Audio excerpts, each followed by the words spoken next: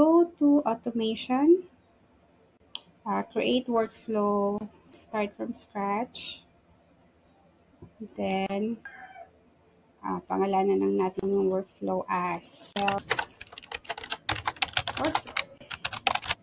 So, mag-add na tayo ng trigger, which is form submitted. So, pag nag-submit ng form, make sure lang na napili natin kung anong exact form yon, which is yung ginawa natin na new lead form. And then, save. So, once mag-submit ng form, gusto muna natin mag-add ng tag dun sa contact. So, add lang natin as new lead. Ng tag. Save. Katapos naman yung mag-add ng tag, we would like to set up the opportunity naman. So, ang action natin ay create opportunity. So, I think this one's new. Create opportunity, create new lead.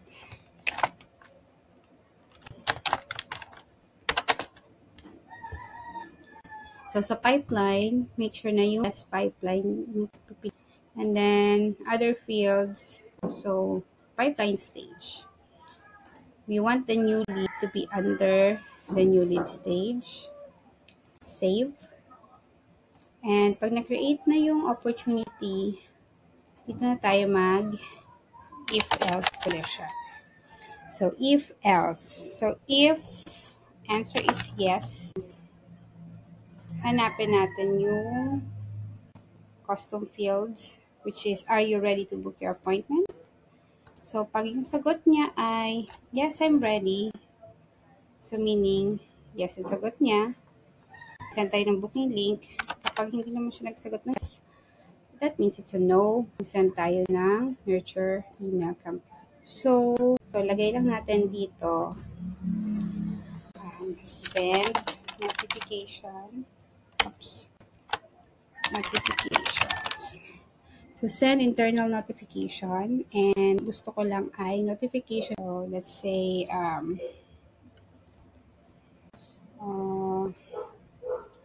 contact name.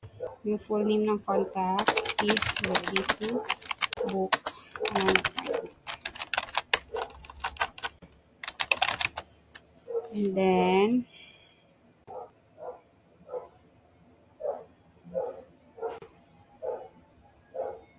just a message that your new lead is ready to book an appointment.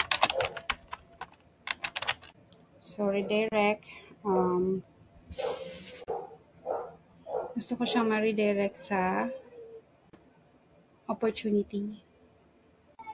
Pag clinic yung notification and then user type, yan. Particular user lang, which is save action. So, may select ng yes, mananotify tayo. Ito yung opportunity. So, ang sunod ay mag-send na tayo ng email with the booking fee. So, send email. So, let's book. Ayan. Let's book your appointment. So, hi. Contact first name. Thanks for response. Thanks for your response. And that you book your, feel free to book a time that suits your schedule here. So, kunin natin yung link ng calendar, which is this one. And then, paste natin siya here as a link. So, add link, URL, action is, so natin, huwag na siya mag-open ng another window. Save. And, next is pag nag-no naman siya, so at the same time, gusto rin natin ma-notify ng team. So, copy ko lang yan. So, contact name has been added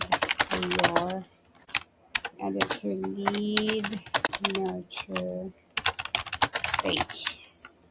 So your new lead has been added. To the lead nurture stage. So, mag-send naman tayo ng lead nurture email campaign. Pero before that, gusto natin na ma-move din yung opportunity. Dun update tayo ng opportunity. So, dito, update opportunity, and pipeline is the test pipeline. Stage natin siyang mapunta from new lead to ready to book. Ayan. So, opportunity, sabi natin move to ready to book stage. And then, copy din natin siya dito sa kabila. So, move naman to lead nurture stage. Lead nurture stage. So, papalitan lang natin yung stage, which is lead nurture. And, ayan. Meron na tayong workflow. Kulang na lang ng email template. So, pag nag-no siya, mag-send tayo ng email. Send. So, sabihin natin sa send email. Send nurture email number 1.